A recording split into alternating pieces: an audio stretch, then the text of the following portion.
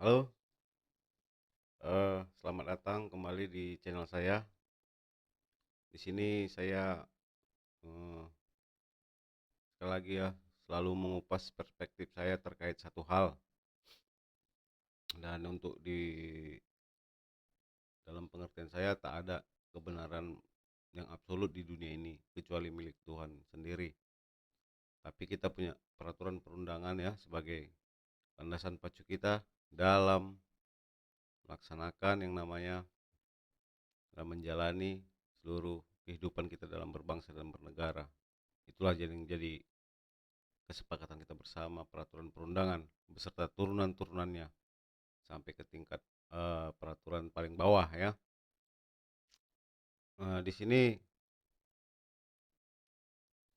saya ingin mencermati terkait pemilihan pilpres sampai dengan pilkada.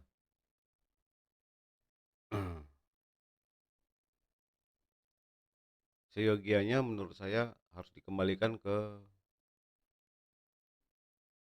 kepada lembaga DPR ya, dalam hal pemilihan kepala negara, kepala daerah baik tingkat satu maupun tingkat 2. Alasannya adalah agar supremasi hak tertinggi warga negara melalui eh, representasi mereka, yakni wakil-wakil mereka, anggota DPR pusat tingkat satu dan tingkat 2 betul-betul terwakilkan gitu. Karena disitulah puncak supremasi tertinggi hak warga negara memberikan suara kepada wakil-wakilnya yang dipercayakan agar bisa merubah nasib mereka.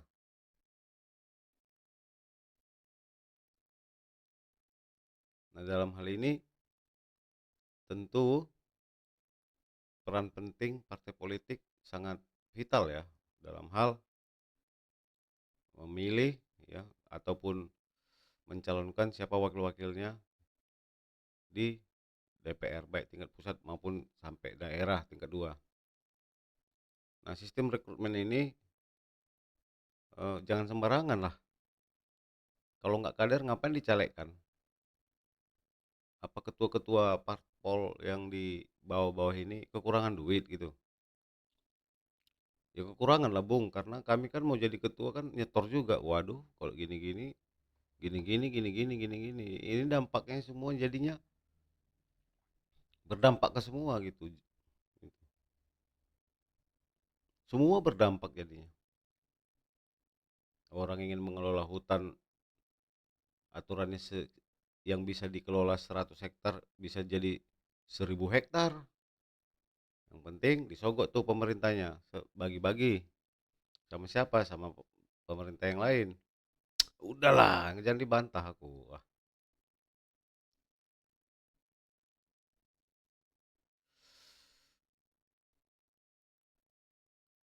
Nah, ketika kita kembalikan pemilihan presiden dan kepala-kepala daerah diserentakkan melalui DPR ya, maka penghematan cukup signifikan akan terjadi untuk biaya pemilu.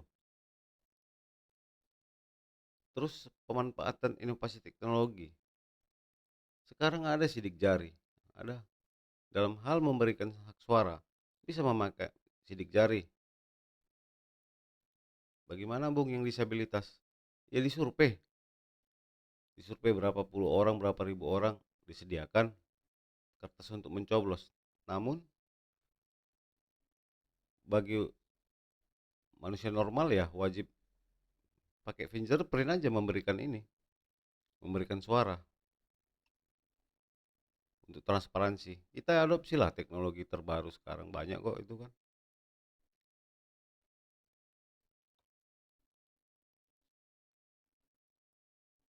Ya sih manual-manual aja biar bisa dicoret-coret lah, biar bisa diapain lah demi kekuasaan tadi. Kalau motivasinya misalnya eh, ingin berkuasa hanya untuk melanggengkan bisnisnya pribadi ya, ngapain? Kita negara udah demokrasi, Bos. Tujuan negara demokrasi ya kapitalisme, silahkanlah. Ngapain lagi mesti kau berkuasa kau hanya untuk melanggengkan perusahaan-perusahaanmu, usaha-usahamu, supaya mengamankan bisnismu, ngapain? Nggak usah berparpol pun bisanya kau. Bisanya kalian seperti itu. Nah, pentingnya dikembalikannya kepada DPR, pemilihan ke presiden, supaya tidak dikangkangi lah hak-hak lembaga-lembaga ini. Apa gunanya lah kita merepresentasikan warga melalui wakil-wakil di DPR, ya. Sementara pemilihan kepala negara sampai kepala daerah dipilih langsung. Ini salah satu pekerjaan yang mubazir ini. Utang udah banyak, pengeluaran makin banyak, hasil kinerja pun tak ada.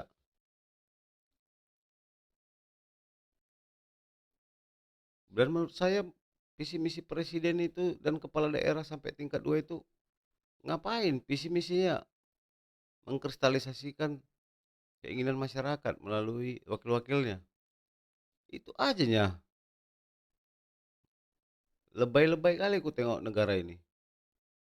Apa yang dibilang malah kebalikan. Dari mulai presiden sampai tingkat 2, apa yang dibilangnya malah kebalikannya. Lucu.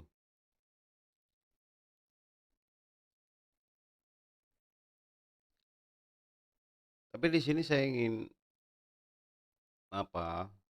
Memberikan ide ya. Dari setiap anggaran, pos-pos anggaran yang akan dikeluarkan, baik itu RAPBN sampai RAPBD, APBN sampai APBD, ya kita kasih posnya 20% untuk kepala negara sama kepala daerah untuk melihat apa ya, sudut pandang dia, mana hal-hal yang perlu diperbaiki. 20% dikasih dana sama dia, ini pegang, mewujudkan idemu. 80% ini ya ini kita laksanakan. Ini kita laksanakan dari hasil apa yang dikatakan oleh DPR dan DPRD. Ini harus kita kerjakan karena mereka adalah wakil rakyat. Mereka yang mengetahui permasalahan di daerah, mereka yang mengetahui masalah yang ada di dapil-dapil mereka masing-masing. Bukan sok tahu presidennya. Presiden itu kepala negara, kepala pemerintahan. Dari mana dia bekerja? Ya dari permasalahan yang dibawa dari daerah.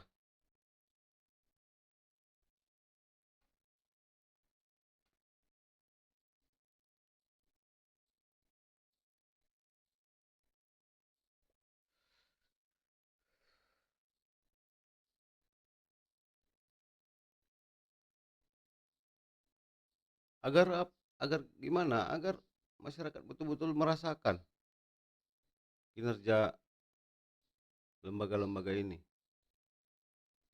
Kita baru beberapa waktu lalu digemparkan ya, bagaimana masyarakat menyerang, merampok, bukan merampok lah, sakit hati atas perkataan wakil-wakil rakyat di lembaga. Lalu rumahnya dijarah.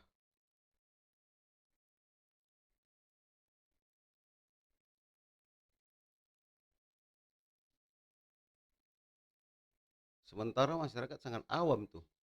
Mereka nggak tahu bahwasanya DPR itu nggak bisa ngapa-ngapain sebenarnya. Apa yang bisanya? Mana bisa Coba aku tanya, DPR bisa ngapain lah?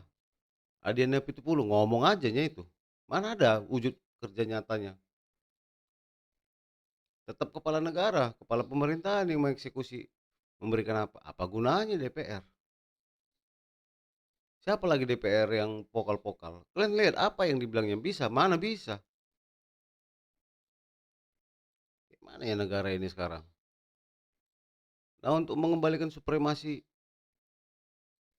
hak rakyat itu, ya melalui DPR, cuma satu-satunya jalan.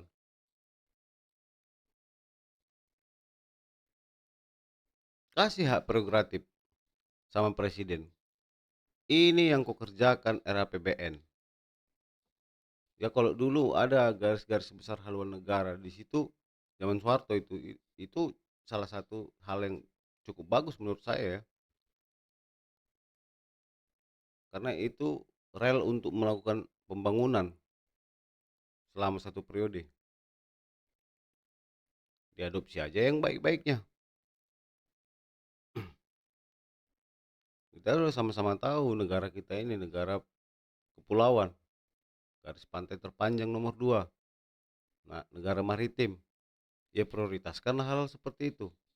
Tambangnya banyak-banyak, prioritaskanlah. Jangan kasih pihak-pihak asing lagi mengelola, biarkan kita sendiri.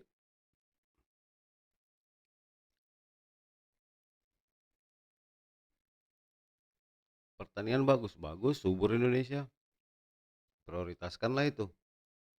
Bukan banyak kali kalian suguhkan drama-drama di sana, ya. Bosan orang. Masyarakat banyak yang susah, yang miskin. Hampir 12 juta orang penduduk Indonesia yang miskin. Ada aja ini. Tambang diambilin, hutan dibotakin.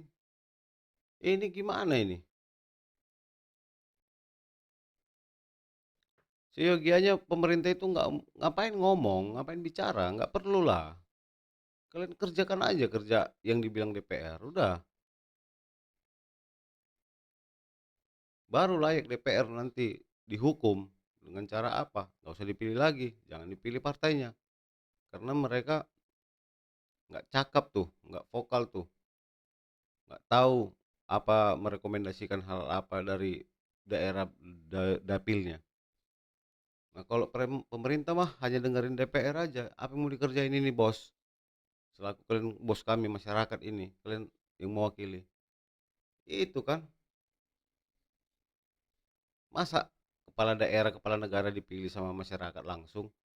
Berarti sama aja mereka kepala pemerintahan, mereka ketua DPR-nya.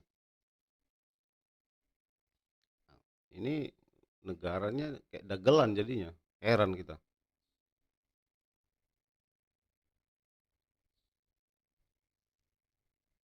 Kenapa saya bicara seperti ini? Saya kan sudah berpengalaman di DPRD tingkat 2 Kota Medan. Masa apa yang saya bilang nggak bisa dikerjakan? Usulan berapa sini jembatan kurang, berapa bangunan SD, SMP yang kurang. Saya tahu di sini, di dapil saya ini, ketika saya bersuara dari tahun pertama sampai tahun kelima, nggak ada, nggak bisa. Baru dapat fasilitas beberapa aja DPR, langsung masuk kayak pers atau siapa pihak-pihak yang mana itu. Kayak seolah-olah DPR ini nggak ada kerja, pemerintah yang kerja. Dalam hal pengesahan anggaran ya buat masyarakat ya. Itu pihak pertama itu DPR loh. Ketua DPR bersama wakil-wakilnya itu pihak pertama. Pihak kedua baru pemerintah. Dibukukanlah itu, dibikin status hukumnya, ditandatangani.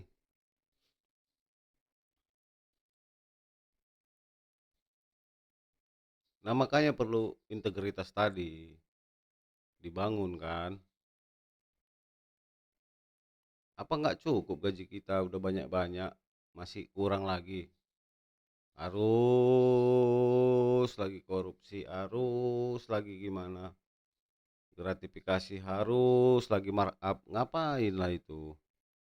Uangnya itu kan untuk perempuannya semua itu, kesenangan hidup, gaya hidup, barang-barang mewah dan perempuan ngapa.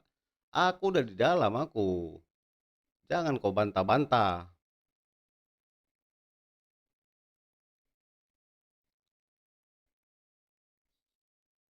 Jadi kalau perempuan politisnya gimana, Bung? Ya untuk kehidupan dia, gaya hidupnya, keglamoran dia.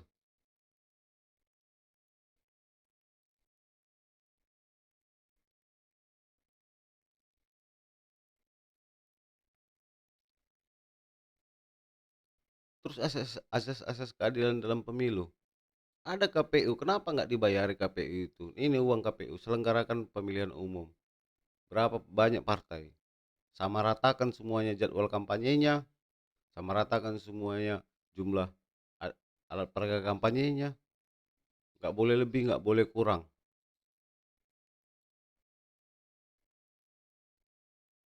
Kalau bila perlu setiap pemilih masyarakat dikasih uang kosnya rata semuanya, nggak boleh lebih.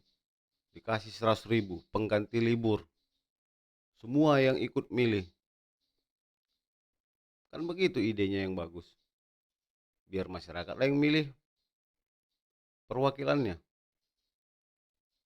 Ini masa menang partai A, yang jadi presiden partai B. Lucu-lucu kali negara ini. Macam apa tengok ini? Macam betul aja, tahu nggak?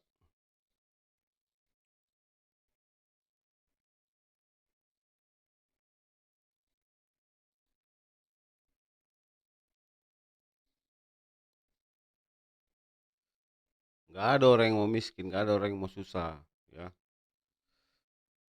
Makanya ada pemerintahan, organisasi terbesar negara, biar bisa teratur. Dari mana peraturan itu muncul? Dari DPR-nya. Siapa yang melaksanakan peraturan itu? Pemerintahnya, kepala pemerintahan. Ini kita pilih presiden langsung, kita pilih DPR. Akhirnya nggak ada lah, tahu nggak kerja lah DPR, hanya untuk melegitimasi anggaran aja. Sisanya itu ya RDP lah, rapat dengar pendapat. Nggak layak DPR bicara sama menteri-menteri. Kalau secara level itu mereka di bawah loh, mana nggak layak itu. Dicecar menteri-menteri gini-gini, apa taunya menteri ini? Sementara kalau sistem pemilihan langsung, presiden punya visi misi, visi misinya itu di breakdownnya sama menteri-menterinya.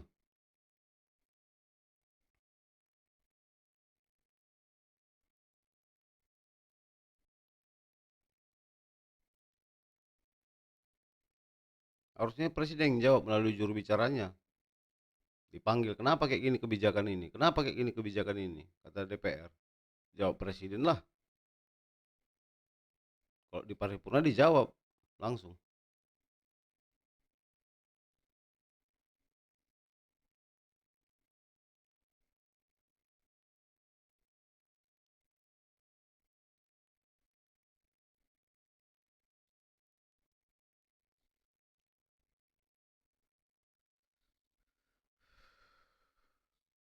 Ini video ini bukan untuk orang penghasilan yang udah banyak ya.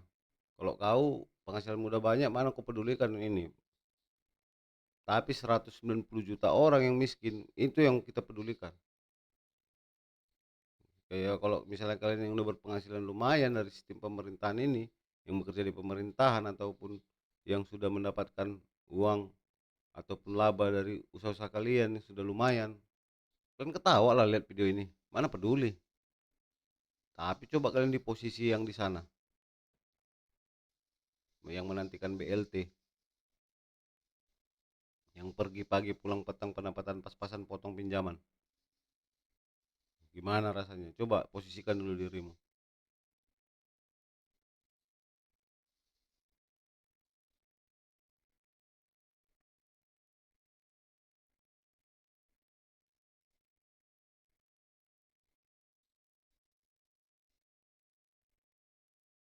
Ini semuanya nggak bisa, semuanya nggak bisa, semuanya semuanya di kop, mau semuanya kalian ambilin. Rakyat nggak bisa bicara, tapi kalian bilang ini negara demokrasi, masa kalian nggak tahu apa esensi demokrasi itu? Negara demokrasi, apa-apa semua bayar masyarakat, semua dipajakin. Ngomong nggak bisa, jadi macam mana?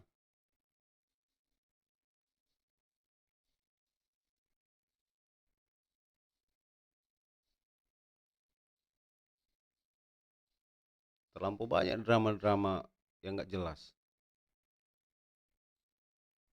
Saya bicara akar permasalahannya di mana, nggak mau dengar.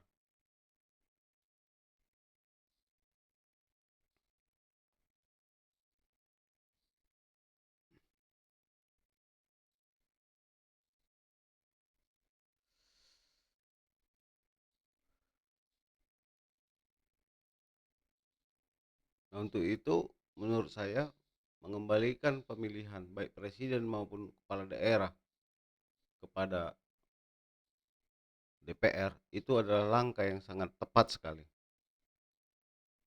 ya.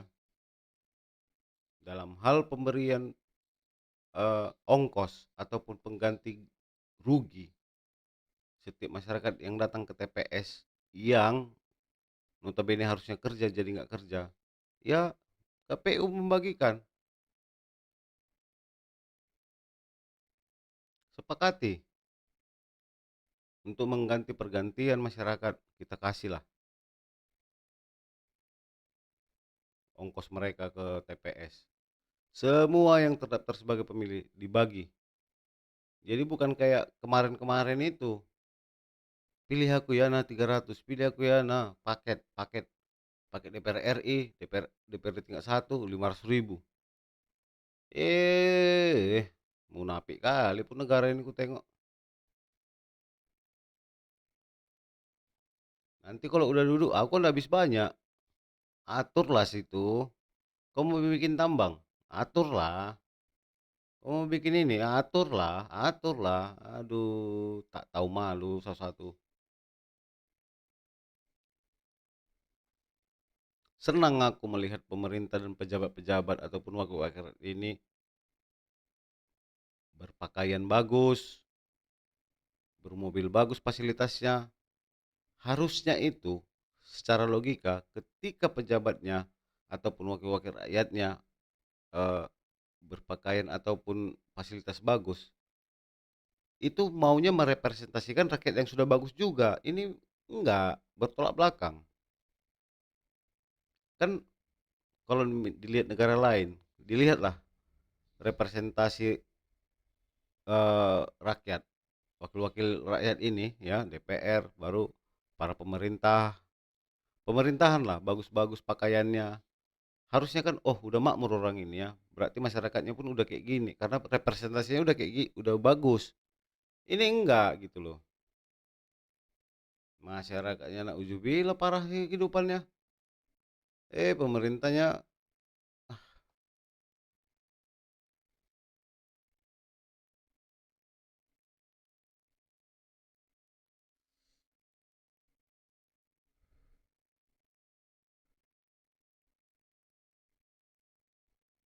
Jadi bagi siapapun yang melihat video ini, kalau kau kader partai, sampaikanlah ini ke ketua-ketua partai kalian agar dikembalikan sistem pemilu kita ini ya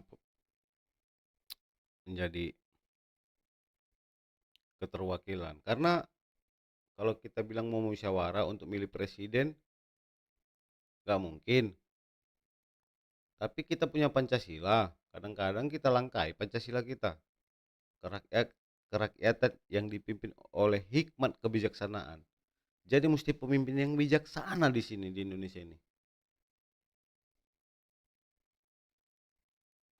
Kerakyatan yang dipimpin oleh hikmat kebijaksanaan dalam permusyawaratan garis miring perwakilan. Dimusyawaratkan dia, siapa presiden kita? Begitu. Ini kan pemilu, voting lah, apalah. Tapi kita punya sila keempat, nggak pernah kita apakan itu. Kita pakai itu sebagai formula utama. Tetap pemilu, pemilu langsung pula lagi tuh. Jadi apalah, apa hasilnya kita bermusyawarah? Nggak ada. Kalau dimusyawarahkan semuanya, kan bagus.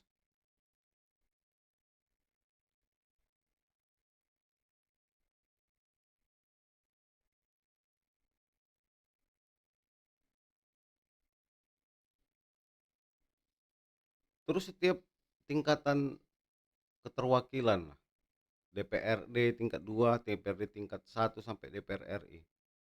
Minimal anggota DPRD tingkat 2 itu berusia 40 tahun lah. Kenapa? Karena di situ tingkat kematangan baik emosional, baik pun fisik sudah capai ini puncaknya. Cukuplah 2 periode di situ. Lalu naik ke tingkat 1. Minimal untuk wakil rakyat di DPRD tingkat 1 minimal berusia 50. dan untuk DPR RI 60 supaya bijak. Karena setiap laki-laki ataupun manusia semakin tua semakin bijak. Ini kayak si Peral lah, anggota DPR RI. Coba apalah, kayak mana lah itu.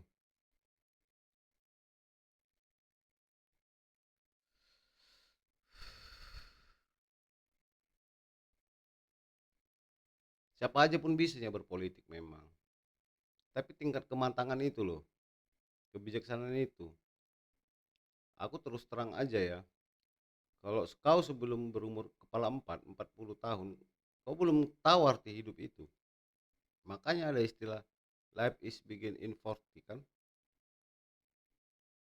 Hidup dimulai ketika berumur 40 tahun. Artinya di situ manusia ataupun laki-laki lahir kembali namun sudah punya ilmu yang mumpuni dalam menjalani hidup.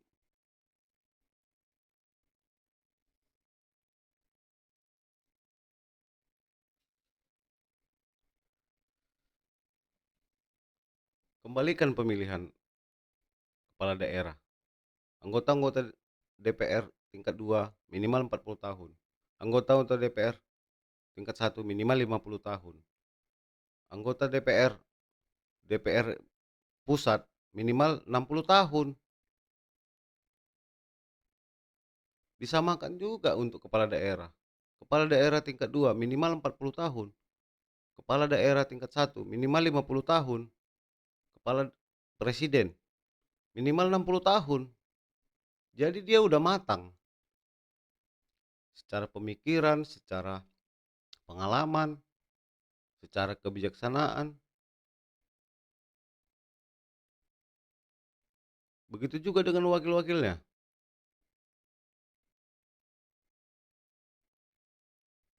Ya kalau untuk wakil bolehlah dibedakan 5 tahun.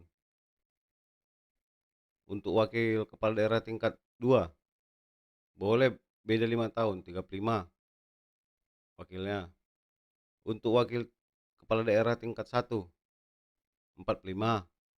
Untuk wakil presiden 55. Ini enggak yang baru lepas netek pun dikasihkan. Aduh. Ingat ya, tak ada kebenaran yang absolut di dunia ini, nggak ada. Dan di dunia ini tidak ada yang abadi. Kalau ada yang abadi di dunia ini, bukan dunia namanya ini. Udah surga atau neraka udah ini.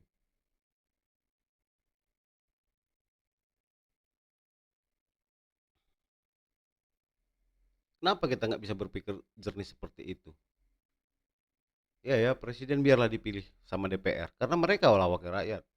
Supremasi tertinggi masyarakat itu hak-haknya itu yang dikonversi melalui pemilu, pemindahan kekuasaan dari tangan rakyat eh, ke wakil-wakilnya pas pemilu biar biar dimanfaatkan sebaik mungkin dalam hal pemilihan presiden.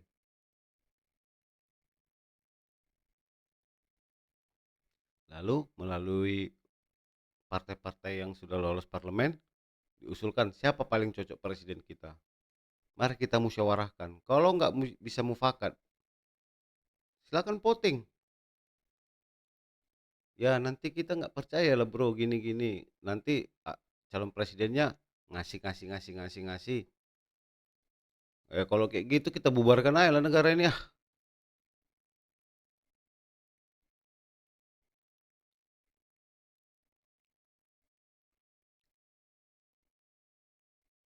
Masa presiden punya visi misi, ada aja.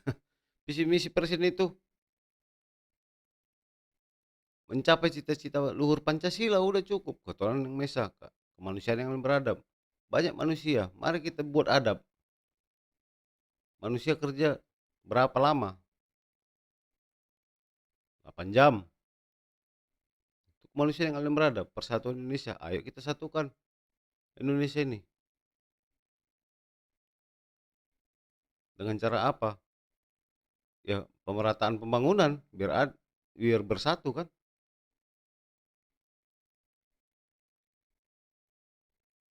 Sila keempat, rakyat ini pimpin. Ya musyawarah lah kita selalu. Mufakat lah kita.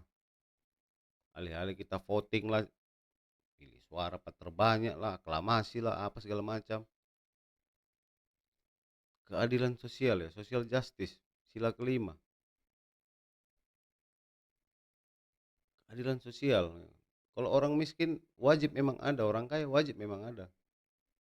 Tapi miskinnya jangan miskin nggak bisa makan lah, sengsara kali lah, nggak punya rumah lah, nggak punya inilah. Di satu sisi lain ada yang kaya kali. Memang tujuan negara demokrasi adalah kapitalis ya. Tapi jangan parah-parah kali kayak gini juga. Masa daerah-daerah yang banyak manusianya fasilitas sarana pun nggak payah kali terpenuhi. Akses jalan raya, listrik, air bersih, perumahan, pendidikan payah kali. Open lah your eyes. Cumananya, percuma lah kita dikasih anugerah. Emangnya keluarga kalian aja yang manusia, keluarga lain enggak? Asas-asas keadilannya di mana? Gitu kan?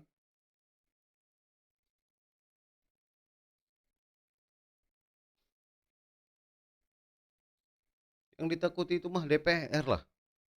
Karena di situ apa ya, kekuasaan tertinggi rakyat, wakilnya di DPR. Pemerintah mah harusnya diam aja, jalankan perintah dari DPR.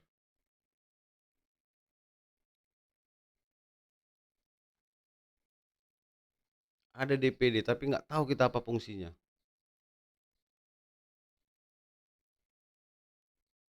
Sistemnya 2 kamar katanya, tapi mereka nggak tahu peraturan apa yang apa perundangan apa yang dibuatkan oleh Dewan Perwakilan Daerah. Ada Dewan Perwakilan Daerah, ada Dewan Perwakilan Rakyat ya. Nggak, apa mubazir campur ini ya? Bingung cara bagi-bagi uangnya. DPD non partai kayak mana ada non partai? Mana bisa kayak gitu non partai.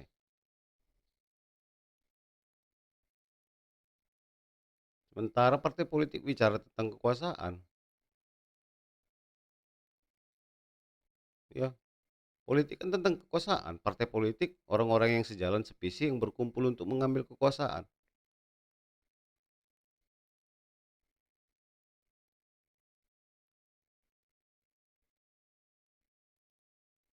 Terus selanjutnya dalam hal mencalonkan kepala daerah, baik itu kepala daerah tingkat 1, tingkat 2 maupun pusat. Sudah bisa lah apa? Pakai ini, berbeda agama. Jangan hanya mulu yang mayoritas saja. Ya dimanapun itu dibuat apa? Wakilnya yang berbeda agama. Asas keadilan kan enak. Yang mayoritas bukan di semua pulau yang ada kan? Bukan di seluruh Indonesia ini. Mungkin di Jawa aja dan beberapa Sumatera yang mayoritas ada. Yang lainnya belum tentu yang mayoritas itu mayoritas di pulau lain. Jadi asas keadilan itu dia tercapai.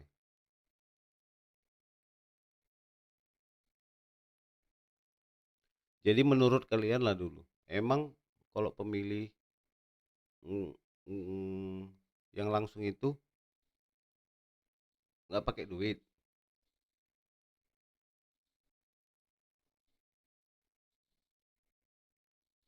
Di Medan aja ya itu kemarin itu pemilu itu. Ada itu paket itu DPR RI, DPR tingkat 1. Bahkan ada paket lagi pakai DPD lagi. 500 600 ribu. Berapa orang kalian di rumah? Aduh. Cuy,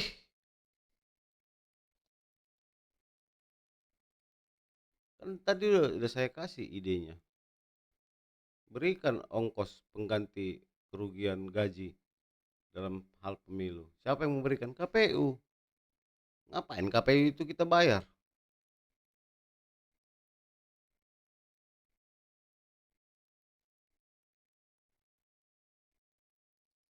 Banyak kali uang diapain, dibuang-buang. Adalah Bawaslu, adalah Panwaslu, adalah entah apa-apa. Banyak kali uang, aduh,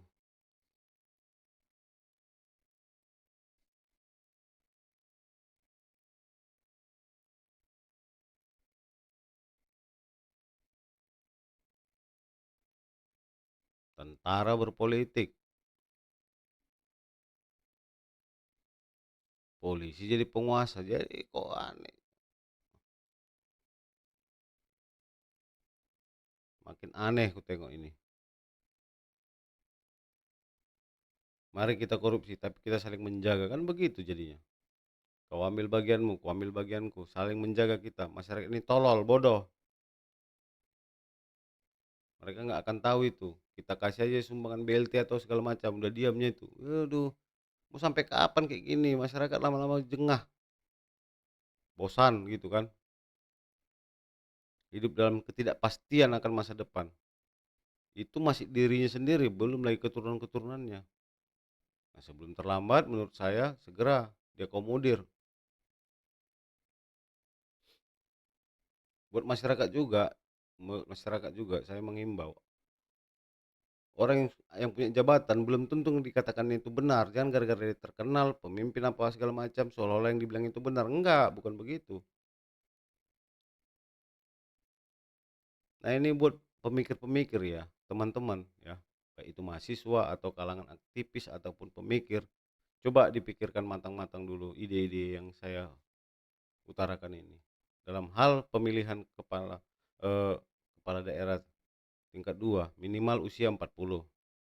Untuk tingkat 1 minimal usia 50. Untuk presiden minimal usia 60. Dalam hal DPR, baik itu tingkat 2 sampai pun pusat. Untuk anggota DPRD tingkat 2 minimal 40 tahun. Untuk DPRD tingkat 1 minimal 50 tahun dan maksimal 2 periode. Ini ada yang sampai 8 periode, gantian lah, bukan kau aja yang mau makan. Pakai otakmu lah.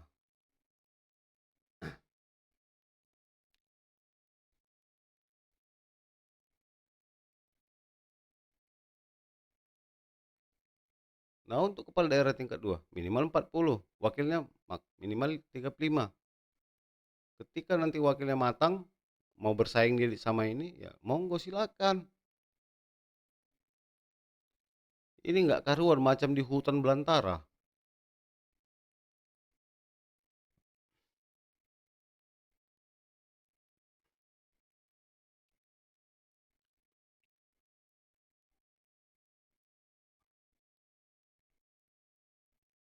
Pikirkan juga masa depan orang lain, pikirkan juga masa depan anak-anak orang lain.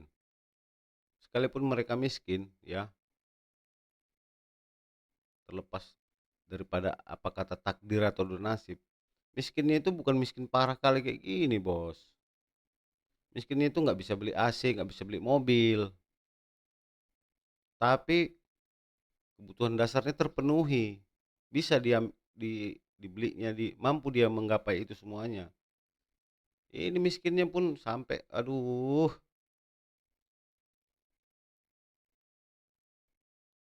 tetap sistem demokrasi kedepankan, apa-apa bayar. Tapi jaminan untuk masa depan harus ada lah.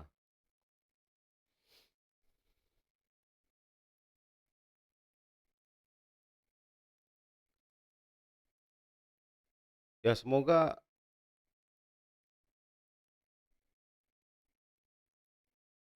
ide-ide pemikiran ini yang saya kumpulkan ini, yang saya melihat setelah saya jadi anggota DPRD ya. Saya sudah keliling-keliling ini, hampir keliling Indonesia ini, kunjungan kerja kan.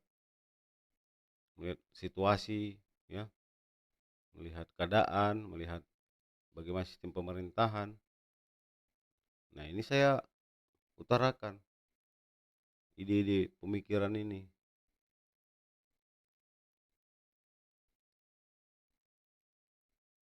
Jangan takut kali lah kita ini nggak dapat duit, nggak dapat apa.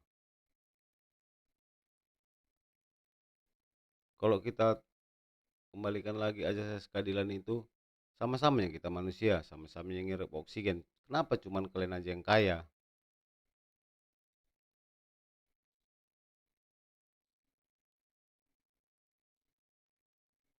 Itu kekayaan alam Indonesia, sebagian orang yang menikmati. Dampaknya setelah dikuras semuanya sama masyarakat sekitar, malu kau sedikit malu. Pakai otakmu. Kau di sekolah tinggi-tinggi, ya, pakai otakmu. Siapapun kau.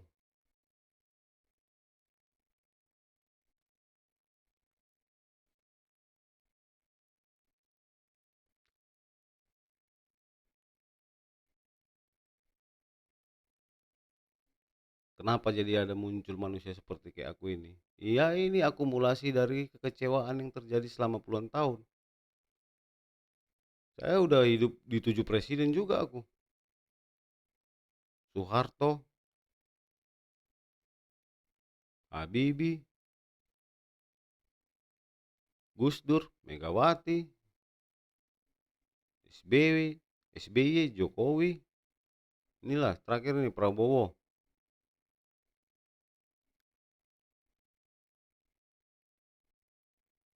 Lama kali perkembangan itu. Orang udah sampai kemana-mana, negara tetangga.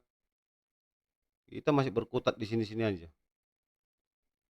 Semoga narasi saya ini, perspektif saya ini bisa membuka paradigma baru bagi setiap kita yang menonton. Dan saya berharap kita akan selalu sehat-sehat di dalam lindungan Tuhan ya, dan kembali bisa berpikir yang baik demi masa depan kelangsungan generasi-generasi kita. Sekian perspektif saya kali ini, dan sampai jumpa di episode yang lainnya. I'm signing out, bye-bye.